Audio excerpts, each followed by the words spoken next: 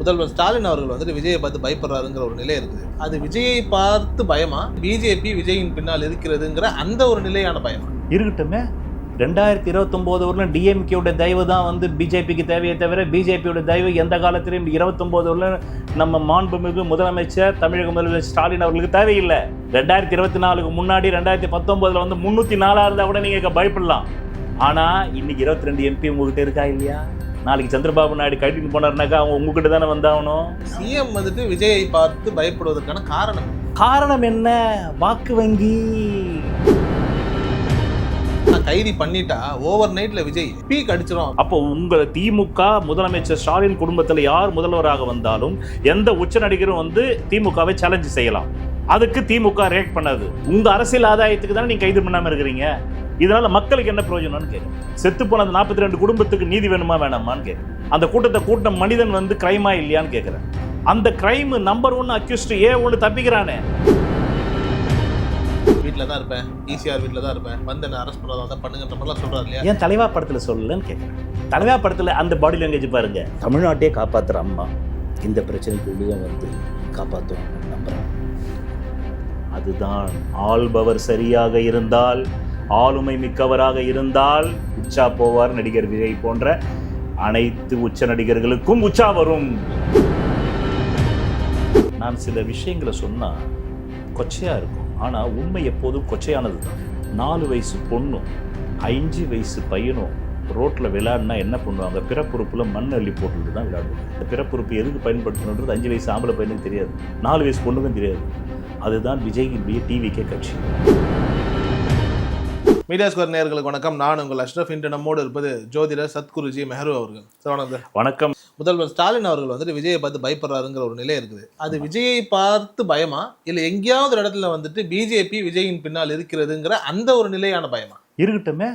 2029 வரலும் டிஎம்கேயோட தயவு தான் வந்து பிஜேபிக்கு தேவையே தவிர பிஜேபியோட தயவு எந்த காலத்திலையும் 29 வரலும் நம்ம மாண்புமிகு முதலமைச்சர் தமிழக முதலமைச்சர் ஸ்டாலின் அவர்களுக்கு தேவையில்லை. தொங்கு சட்டசபை வச்சுக்கிட்டு இருக்காங்க பிஜேபி. 304 வரல. 2024க்கு முன்னாடி 2019 வந்து 304 இருந்தா கூட நீங்க பயப்படலாம். ஆனா இன்னைக்கு 22 எம்பி உங்ககிட்ட இருக்கா இல்லையா? நாளைக்கு சந்திரபாபு நாயுடு கைட்டின்னு போனாருனாக்கா அவங்க உங்ககிட்ட தானே வந்தாகணும். ஆனா இப்ப எல்லா இடத்துலயும் இடின்னு வருது. இப்ப சமீபத்துல கூட வந்துட்டு டான் பிக்சர்ஸ்னு ஒரு இடத்துல வந்துட்டு இடி பண்ணாங்க. இப்ப எல்லாமே வந்துட்டு ஸ்டாலின் குடும்பத்தை நோக்கி போகுதுன்னு போது நமக்கு எதுக்கு வம்புங்கிற மாதிரி இந்த மனநிலை வந்துட்டு முதல்வருக்கு இருக்கா? இந்த மனநிலையில முதல்வருக்கு இருந்தால் செந்தில் பாலாஜி அவர்களை கைது செய்த உடனே தொட்டுப்பார் சீண்டிப்பார் வீடியோ போட்டிருப்பாரா? இல்ல, அது வெளிப்படையா போட்டாங்க. உள்ள என்ன நடந்துச்சு வெளிப்படையா போட்டாரா இல்லையா? அதே மாதிரி வெளிப்படையா அவர் கைது பண்ணுங்க. ஏன் சார் நான் கேட்குறேன், 70 வருட அனுபவ அரசியல் உங்களுக்கு. நீங்கள் வயிற்றில் இருக்கும்போதே உங்களை பற்றி தினத்தந்தியிலேயே எழுதிட்டாங்க. உங்கள் அம்மா வந்து ப்ரெக்னன்ஸாக இருக்கும்போதே இப்படி ஒரு குழந்தை வளர்கிறது தமிழக முதல்வரினுடைய மனைவின்னு அப்படின்னு புகழ்பெற்றவர் நீங்கள். யாரை? நான் ஸ்டாலின் அவர்களை சொல்கிறேன். நீங்கள் வந்து உங்கள் மகன் வயதில் உள்ளவருடைய செல்வாக்கை பார்த்து பயப்படலாமா? அப்படி பயந்தால் உங்கள் ஆளுமை கேள்விக்குறியாகாதா?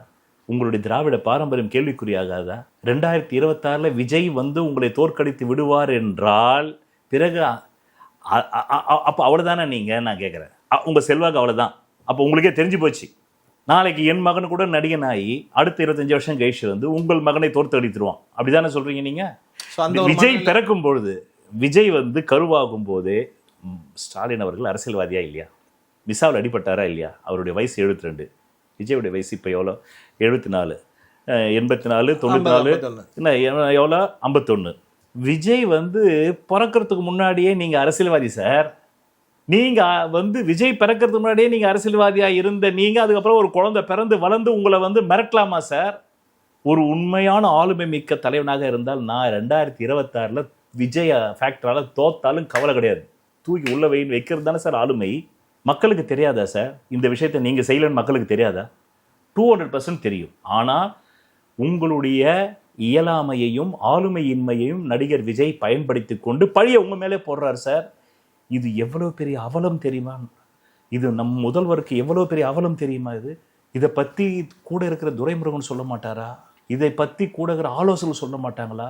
ஏங்க 42 பேரையும் கொலை பண்ணிட்டு முதல்வர் உடைய டிஎம்கே தான் கொலை பண்ணுதுன்ற சார்ஜ் எவ்வளோ பெரிய ஆளுமை இன்மையான ஒரு முதல்வரை பார்த்து தானே இந்த ஜெயலலிதா கிட்ட பேசிட முடியுமா? இப்படி கமலஹாசன் போய் என்ன கெஞ்சினார் விஸ்வரூபத்துக்கு?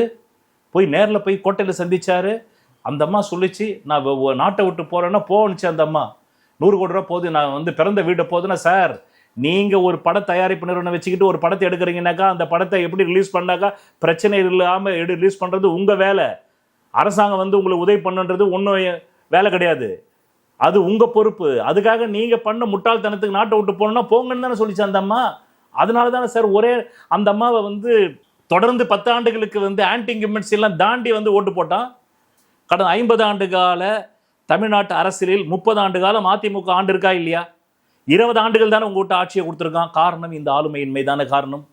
நான் முதல்வர்களுக்கு நல்லது தான் சொல்றேன், இப்பவாவது கைது பண்ணி உங்க ஆளுமையை நிரூபிங்கன்னு தான் சொல்றேன் சார். ஆனா கைது பண்ணிட்டா ஓவர் நைட்ல விஜய் ஏற்கனவே ஒரு ஸ்டார் தான், பட் ஒரு பீக் அடிச்சிரும். அப்ப அதுவே வந்துட்டு அவருடைய அரசியல் சட்டம் தன் கடமையை தானே சார் செய்யுது. இல்ல சார், இதே தான் ஆந்திரால நடந்தது. இப்ப பவன் கல்யாண் கைது செய்யறாரு அப்படின்னும் போது அவர் வேன் மேல ஏறி நிக்கிறதா இருக்கணும். அதாவது சந்திரபாபு அவர் கைது செய்யும் போது பவன் கல்யாண் பண்ண ஸ்டண்ட் இருக்கு இல்லையா, சரி இன்னைக்கு அதுதான் அவர் வந்துட்டு டெபுட்டி சிஎம். அது ஒரு உயிர், இது 42 உயிர் சார். அதுக்கப்புறமா இப்ப 2026 தேர்தலில் விஜய் போதான் போறாரு. அப்போ அங்கே ஏதாவது அசம்பாவிதம் நடந்தாலும் கைது பண்ண மாட்டீங்க, அப்படிதானே?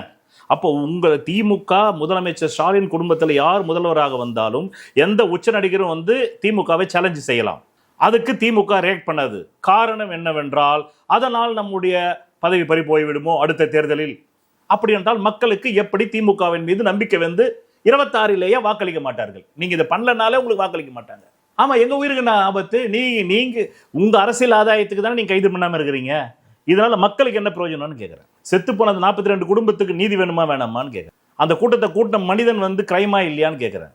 அந்த கிரைம் நம்பர் 1 அக்யூஸ்ட் A1 தப்பிக்கிறானே. காரணம் உங்களுடைய இயலாமையையும் உங்களுடைய ஆளுமையின்மையும் கண்டு நீங்கள் அவருடைய புகழ். சார் இதுவரையிலும் வந்துகிற கூட்டம் அத்தனையுமே ஏதாவது பர்சன்டேஜ் வச்சிருக்கீங்களா? அப்படியே இருக்கட்டுமே சார், அவர் பர்சன்டேஜாவே இருக்கட்டுமே சார். ஜெயேந்திரர் கைது பண்ணலையா சார்? இந்தியாவின் முதல் குடிமகன் போய் காலில் விடுற ஆளு. எதனால நம்ம ஜெயலலிதா அம்மையாரை ஆளுமை மிக்க முதல்வர்னு சொல்றோம்? ஜெயேந்திரரை விட ஒரு பெரிய பர்சனாலிட்டி உண்டா சார்? 2500 ஆண்டுகள் பழமை வாய்ந்த ஒரு மடம் அது. 2000 அங்க போய் இந்திரா காந்தி போயிருக்காங்க ஆசீர்வாதம் வாங்குறதுக்கு, நேரு போயிருக்காரு, ஆர் வெங்கட்ராமன் வந்து முதல் குடிமகனான இந்தியாவின் அவர் போயிருக்காரு. எல்லாரும் சொல்றாங்க கைது பண்ணாதன்னு. உளவுத்துறை சொல்லிடுச்சு இவர் மூலமா தான் குற்றம் நடந்திருக்கு, இவர் வந்து காரணம், இவர் போன்ல பேசியிருக்காரு. அந்த அப்பு எங்க ஏரியாக்காரு தான். அவருக்கு நான் ஜாதகம் ரூட்லேயே போய் உட்காந்து பார்த்துருக்கேன். எங்களுக்கு 16வது தெரு, அப்புது 9வது தெரு. அவர் ரெட்டி, அவருடைய உண்மையான பேர் கேஜி கிருஷ்ணசாமி, ஜாதக பேர். பர்மாவில் பிறந்தாரு, மார்ட்டினும் பர்மாவில் பிறந்தாங்க. அகதியா வந்தவங்க அத்தனை பேருமே வாழ்க்கையில வந்து எந்த எல்லைக்கும் போய் வந்து ஒரு ரிஸ்க் எடுத்து ஒரு வியாபாரம் பண்ணலாம்னு நினைப்பாங்க. அதனால்தான் தமிழர்கள் இலங்கையிலேருந்து அடிச்சு விரட்டப்பட்டப்போ உலகம் ஃபுல்லா போய் கொடியை ஏற்றினது காரணம், இனி நாங்க இழக்கிறதுக்கு ஒண்ணுமே இல்லடா, எங்க நாட்டில் நாங்க எல்லாத்தையுமே இழந்துட்டோம், இனி எந்த ரிஸ்கா இருந்தாலும் எடுக்கலாம்னா அப்படி ஒரு ரிஸ்க் எடுத்தது தான் லைக் ஆகும். எவன் ஒருத்தன் ஜெயிலுக்கு போனாலும் பரவாயில்ல, நான் சிவில் கிரைம் பண்ணி 1000 கோடி சம்பாதிப்பேன், 1,00,000 கோடி சம்பாதிப்பேன்ற தைரியம் வரும்னா அகதிக்கு முதல்ல வரும். ஏன்னா அவன் இழக்கிறதுக்கு ஒண்ணுமே இல்லை, எனக்கு நிற்கிறதுக்கு வீடு இல்லை. இது மார்ட்டின் பையனே கிட்ட சொல்லியிருக்காரு சார்லஸே, எங்கள் அப்பா டீ கடையில் எச்ச கிளாஸில் கழுவிருக்காரு சார், தெரியுமா உங்களுக்கு? அட்லீஸ்ட் எஃப்ஐஆரில் கைது பண்ண வேண்டாம், எஃப்ஐஆரில் பேரே சேர்க்கணும் இல்லை, எஃப்ஐஆர்லேயே பேர் இல்லை. அப்போ அது யார் கூட்டம்? அது திமுக கூட்டமா? அது மணி நேற்று பேசுகிறாரு, விஜய் 42 பேர் விஜய் கூட்டத்தில் கலந்து கொண்டு 42 பேர் இறந்ததுக்கு மக்கள் கோபம் விஜயின் மீது திரும்பி இருக்க வேண்டும், ஆனால் இப்பொழுது மாறாக திமுக அரசாங்கத்தின் மீது திரும்பினது மிகப்பெரிய அவலம்னு தலையில் அடிச்சுக்கிறார் அவர். அதுக்கு காரணம் என்ன? நீங்கள் விஜயை எஃப்ஐஆரிலும் சேர்க்கவில்லை. இந்த சம்பவத்துக்கு அவர் என்னமோ அழகா உட்காந்துக்கிட்டு உங்களுக்கு சவால் விடுறாரு. சிஎம் சார், என்ன பழி வாங்கணும்னா, இது கில்லி டைலாக் மாதிரி இருக்குது, பிரகாஷ் ராஜ் பேசுற மாதிரி இருக்குது, என்ன பழி வாங்கணும்னா உனக்கு முதலமைச்சருக்கு என்ன ஈடா ஜோடா? இல்ல முதல்ல 2 பேருக்கு என்ன சார் பிரச்சனை? பழி வாங்கணும்ன்றால என்ன பிரச்சனை 2 பேரும்? சினிமா சார், அதான் நான் சொல்ல வந்தேனே சார், சினிமா சார். நான் சில விஷயங்களை சொன்னா கொச்சையா இருக்கும், ஆனா உண்மை எப்போதும் கொச்சையானது தான். அதான் பகவான் ஓஷோ சொல்வார், யாரும் ஏன் உண்மையிடம் வரவதில்லை என்றால் உண்மை உங்களை நிர்மாணப்படுத்தி பார்க்கும். 4 வயசு பொண்ணும் 5 வயசு பையனும் ரோட்டில் விளையாடினா என்ன பண்ணுவாங்க? பிறப்புறுப்பில் மண் அள்ளி போட்டுக்கிட்டு தான் விளையாடுவாங்க. பிறப்புறுப்பு எதுக்கு பயன்படுத்தணுன்றது 5 வயசு ஆம்பளை பையனுக்கு தெரியாது, 4 வயசு பொண்ணுக்கும் தெரியாது. அதுதான் விஜயினுடைய டிவிக்கே கட்சி. இல்லைனா ஒருத்தன் வந்து டிரான்ஸ்ஃபார்மர் மேலே ஏறுவானா சார்? டிரான்ஸ்ஃபார்மர் மேலே ஏறினான்னா வெள்ளக்காரன் பார்த்தான்னா டேய் இன்னும் வந்து தமிழ்நாட்டுல குரங்குல இருந்து டிரான்ஸ்ஃபார்ம் ஆகாத மனிதன் இருக்காண்டான்னுவான். குரங்கு தான் ஏறும், அவன் தான் டிரான்ஸ்ஃபார்மர்ல ஏறுவான். ஆமா. குரங்குக்கு டிரான்ஸ்ஃபார்மர்னு தெரியாது, காக்காவுக்கு டிரான்ஸ்ஃபார்மர்னு தெரியாது. அதனால தான் காக்கா நிறைய வந்து கேபிள் அடிபட்டு சாவும். கேபிள் அடிபட்டு சாவுறது ஃபுல்லாவே காக்கா தான் சாவும். ஒரே ஒரு படிச்சவன் பார்த்தானா அதிர்ச்சி ஆயிடும் சார். ஐயோ நாம குரங்குல இருந்து டார்வின் தியரி எப்படி மாறி மனுஷனுக்கு வந்துட்டோம்னு நினைச்சோம். வராத ஒரு கூட்டம் இருக்குடா டிவிகேல. தமிழக வெற்றி கழகத்துல குரங்கில் இருந்து மனிதனாக பரிணமிக்காத ஒரு கூட்டம் இருக்குடா. ஐயோ இந்த கூட்டம் மட்டும் வந்ததுன்னா என்ன ஆகும்? கூரை மேல ஏறுறான் சார். அவனுக்கு அது கரண்ட்னே தெரியல சார். நம்ம செத்து போவோம்னே தெரியல சார். அதுக்காக அரசாங்கம் கரண்ட் கட் பண்ணா கரண்ட் கட் பண்ணிட்டாங்கன்றாங்க சார். ஆளுமை இல்லை சார், ஆளுமை இல்லை. எல்லா ஜோதிடர்களும் வந்து முதலமைச்சர் சிஎம் ஆக முடியாதுன்னு சொன்னதுக்கு காரணம் அவங்க சொன்னதுல எந்த பிழையும் இல்லை சார். ஜோதிட ரீதியாக அவர் ஆகதான் முடியாது சார். ஆனாலும் அவர் கலைஞர் கருணாநிதியின் மகன் என்பதால் ஆனார். ஒரு கணக்கு, அந்த கணக்குல அப்படியே வந்துடும். அவ்வளவுதான். இது ஒரு வாரிசு, அவ்வளவுதான். நீங்க கருணாநிதியின் மகனாக அவர் பிறக்காமல் ஆயிருந்தாருன்னா அப்ப நம்ம ஜோதிடத்தை அவர் மீறிவிட்டார் என்று பொருள். டிஎம்கே எப்ப ஜெயிச்சாலும் மைனாரிட்டியில் தான் ஜெயிக்கும். இவங்க எப்ப ஏடிஎம்கே எப்ப ஜெயிச்சாலும் மெஜாரிட்டி ஜெயிக்கும். அப்போ மக்கள் உன் ஆளுமைக்குத்தான் வாக்களிக்கிறானே தவிர ஒரு திரைத்துறை பெண் முகம் உள்ள நடிகன் மாதிரி விஜய் மாதிரி ஆளுக்கெல்லாம் பார்த்து அவன் போட மாட்டான். உங்கள் ஆளுமையை பார்க்குறான். நீங்க எதுக்கும் தயாரா உனக்கு தான் போடுவோம். அப்போ அந்த இடத்துல நீங்க நழுவிட்டீங்க. இதை சவுக்கு சங்கர் வந்து கிட்டத்தட்ட ஒரு 5 வருஷமா சொல்லிட்டு இருக்காரு. நம்ம அவர் பேசுகிற பார்லிமெண்ட் வரலாம் நான் பேச மாட்டேன்னு விடுங்க. அவன் முதல்வருக்கு ஆளுமை இல்லைன்ற போதெல்லாம் நான் நம்பலை. உண்மையிலே சவுக்கு சங்கர் நம்பலை. அவர் வியூஸுக்காக பேசுகிறாருன்னு. ஆனால் இந்த விஷயத்தில் நீங்கள் காமிச்சிட்டீங்களே. நீங்கள் மோடியை கூட எதிர்க்க தைரியமாக இருந்தீங்க. மோடியை கூட நீங்கள் எதிர்த்தீங்க. மோடியை என்னென்ன பேசணுமோ எல்லாமே பேசுனீங்க. மோடி மஸ்தான்னு சொன்னீங்க. தொட்டுப்பார் சீண்டிப்பாருன்னீங்க. மோடியை விடவா சார் இவர் பெரிய ஆளு? யார்? நடிகர் விஜய். இன்னும் அவருக்கு எவ்வளோ வாக்கு வங்கி சதவீதமே தெரியலையே சார். என்னமோ 8 கோடி பேரும் போய் விஜய்க்கு போடுற மாதிரி நினச்சிட்டு இருக்கிறீங்க. அவன் தேர்தல் வாக்குச்சாவடிக்கு 70% தான் வரான் சார். 8 கோடி பேரில் 70% எத்தனை பேர் சார் வரான்? கிட்டத்தட்ட ஒரு 4 கோடி பேர் தான், அந்த 4.5 கோடி பேர் தான் சார் வாக்களிக்கவே வரான். அந்த 4.5 கோடி பேர் தான் வருவாராம். இன்னும் விஜய் அரசியல் வந்தனால 8 கோடி பேரா சார் வரப்போறான்? வாக்குச்சாவடிக்கு 8 கோடி பேரா சார் வரப்போறான்? கடவுளே நேரில் இறங்கி வந்தாலும் வரமாட்டான். 3 மத கடவுள் ஒன்றா வந்தாலே வரமாட்டான். அதுதான். அதனால தான் விஜய் உங்களுக்கு மாவீரனாக தெரிகிறார். அந்த இடத்துல ஜெயலலிதா அம்மையார் இருந்தாக இந்நேரம் விஜய் கட்சியே நடத்தியிருக்க மாட்டார், வந்திருக்க மாட்டார். முதல்ல அந்த அம்மா அன்னைக்கு நைட்டுக்குள்ள 15 பேரை அரெஸ்ட் பண்ணியிருக்கும். 42 பேர் செத்தாங்க இல்லையா? 42 பேர் அந்த அம்மா அரெஸ்ட் பண்ணியிருக்கும். அதுக்காகத்தான் ஒவ்வொரு முறையும் மெஜாரிட்டியில் ஜெயிக்க வச்சான் ஏடிஎம்கேவை. ஏன் ஏடிஎம்கேவை ஜெயிக்க வச்சான்? ஜெயலலிதா அம்மையார் மீது பாசமா, பரிவா, சொந்தக்காரனா? இப்போ நான் பேசுனேன், தன் உயிருக்கு பாதுகாப்பு வேணும். ஓட்டு போடுறவன் உயிருக்கு பாதுகாப்பு வேணும். ஓட்டு போடுறவனுக்கு தன்மானத்தோடு தமிழ்நாட்டில் வாழணும். ஓட்டு போடுறவன் தைரியமா ரோட்ல நடமாடணும். சிஎம் வந்துட்டு விஜயை பார்த்து பயப்படுவதற்கான காரணம் என்ன? காரணம் என்ன? வாக்கு வங்கி. கைது பண்ணால் பாருங்க, 8 கோடி தமிழர்ல எந்த ஆட்சி வந்தாலுமே சரி சார், 100% யாரும் வந்து ஓட்டு போடுறதில்லை சார். 69% தான் தமிழ்நாட்டில் ஓட்டு போடுறான்.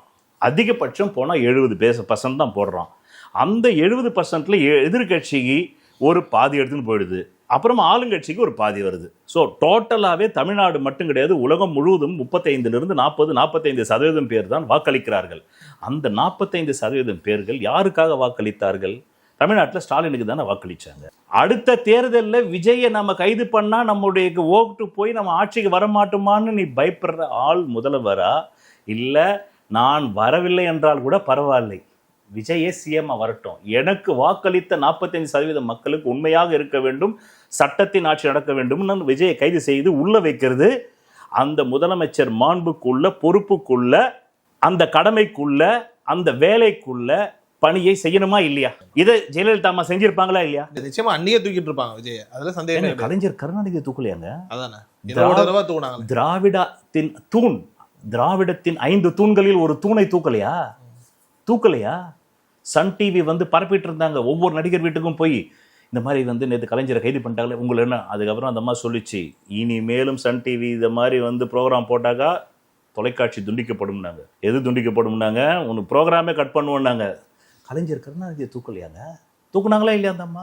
அதுக்கு தான் தமிழ்நாட்டில் அந்த அம்மாவை 30 வருஷம் ஆள்வதற்கு அதிமுகவுக்கு அனுமதி தந்தார்கள் மக்கள். இந்த ஒரு குவாலிட்டிக்காகத்தான் சட்டம் ஒழுங்கு சரியா இருக்கும். யாரும் வந்து எங்கள் நார்த் மெட்ராஸில் ரவுடி பாஷையில் பகுல்னுவாங்க, பகுல் பிகில் ஊதுன்னுவாங்க. ஏடிஎம்கே ஆட்சியில் பகுல் தூக்க முடியாது. பகுல்னாக்கா ஷோல்டர், நீ தூக்குனாக்கா உடச்சிடுவான், சட்டம் ஒழுங்கு உடைச்சிரும். ஆனால் டிஎம்கே ஆட்சியில் யாரானாலும் பகுல் தூக்கலாம். பாருங்க, விஜய் பகுல் தூக்குறாரு. ஒரு 2 நாள் கழிச்சு ஒரு பேச்சு ஒன்று, ஒரு ஆடியோ ஒன்று ரிலீஸ் பண்றாரு, வீடியோ ஒன்று ரிலீஸ் பண்றாரு. அதுல வந்துட்டு ரொம்ப தைரியமா சொல்றாருல, வீட்டில் தான் இருப்பேன், ஈசிஆர் வீட்டில் தான் இருப்பேன், வந்து என்ன அரெஸ்ட் பண்றதா வந்தா பண்ணுங்கன்ற மாதிரிலாம் சொல்றாரு இல்லையா? ஏன் தலைவா படத்தில் சொல்லலன்னு கேட்குறேன். தலைவா படத்தில் அந்த பாடி லாங்குவேஜ் பாருங்க. தலைவா படத்துடைய பாடி லாங்குவேஜ் நான் இன்னைக்கு காலையில் பார்த்தேன், வேணா இப்போ கூட நான் உங்களுக்கு காட்டுறேன். பார்த்துருக்கேன் நான் பார்த்துருக்கேன். தமிழ்நாட்டையே காப்பாற்றுற அம்மா இப்படி இந்த கை எனக்கு இன்னும் வரமாட்டேங்குது. வேற இங்கே தொப்பை வேற இருக்கிறதால தமிழ்நாட்டையே காப்பாற்றுற அம்மா இந்த பிரச்சனைக்கு உள்ளேயும் வந்து காப்பாற்றுவாங்கன்னு நம்புகிறேன். அதுதான் ஆள்பவர் சரியாக இருந்தால், ஆளுமை மிக்கவராக இருந்தால் உச்சா போவார் நடிகர் விஜய் போன்ற அனைத்து உச்ச நடிகர்களுக்கும் உச்சா வரும். இல்லை என்றால் சிஎம் சார் நான் ஆஃபீஸில் தான் இருப்பேன், வீட்டில் தான் இருப்பேன், உங்கள் உளவுத்துறைக்கு பாவம் தெரியாது, அதனால் என் வீடு ரொம்ப பெரிய வீடு, 1 லட்சம் ஸ்கொயர் ஃபீட்டு, என் ஆஃபீஸ் 2 லட்சம் ஸ்கொயர் ஃபீட்டு, நீங்கள் உள்ளே வந்தால் வைப்பிரிவு பாதுகாப்பு விடாது, நீங்கள் வரதுக்கு முன்னாடி எனக்கு ஃபோன் பண்ணிட்டீங்கன்னா நான் வைப்பிரிவு பாதுகாப்பிட்ட சொல்லி உங்களை விட சொல்கிறேன். ஒரு முதல்வருக்கு தெரியாதா நீ எங்கே இருப்பேன்னு? உன்னை தூக்கிட்டு வர முடியாதா? ஆனால் ஒரு 10-12 வருஷத்துக்கு முன்னாடி இருந்த பயம் அப்போ விஜய் பயந்துருப்பாருன்னு வைங்களேன். இன்னைக்கு தைரியம் வந்துருச்சோ, கண்ணி அதெல்லாம் மாறி விஜய் வந்துட்டு பயங்கரமாக மாசாங்க. ஆளுமை மிக்க ஒரு சிஎம் அங்கே இல்லையே. அங்கே தான் ஜெயலலிதா அம்மா செத்துட்டாங்களே. இதே அந்த அம்மா உயிரோடு இருந்து எதிர்கட்சியாக இருந்தால் கூட வரமாட்டார். இப்போ நான் சொல்கிறேன் கேட்டுங்க, ஜெயலலிதா அம்மையார் உயிரோடு இருந்து இப்போது இதே திருவாளர் வந்து திமுக அரசாங்கம் இருந்து, நான் எந்த கட்சியும் கிடையாது, எந்த கட்சியும் நான் உறுப்பினர் கிடையாது. நான் ஒவ்வொரு நாளும் என்னை அறிந்து கொள்வதற்காக மட்டுமே, நான் அறிந்து கொள்வதற்காக மட்டுமே உயிர் வாழ்ந்து கொண்டிருப்பவன். என்ன, நான் போய் ஏடிஎம்கேக்கு வேலை செய்கிறதுக்கு இந்த பிறவியை நான் எடுக்கலை. நான் வந்து ஜெயலலிதா புகழை பாடுவதற்கு இந்த புகழை எடுக்கலை. நான் உங்களுக்கு இந்த புக்கு காமிச்சல, நான் யாருக்கும் ரசிகனும் இல்லை, யாருக்கும் தொண்டனும் இல்லை. அப்படி இருப்பது சுய வளர்ச்சியை தடுக்கும் என்பதையெல்லாம் 35 வருஷம் முன்னாடி படித்தவன் நான். அதனால் நான் யாருக்கும் வந்து ரசிகனும் இல்லை, யாருக்கும் ரசிப்பு என்பது அந்த நேரத்தில் நல்லா இருக்குது, அவ்வளோதான். ஒரு படம் பார்க்குறோம், அந்த நடிகர் நல்லா நடிச்சிருக்காரு, கிளாப் பண்ணுறோம், அவ்வளோதான். நீங்கள் சொன்னால் நம்ப மாட்டீங்க.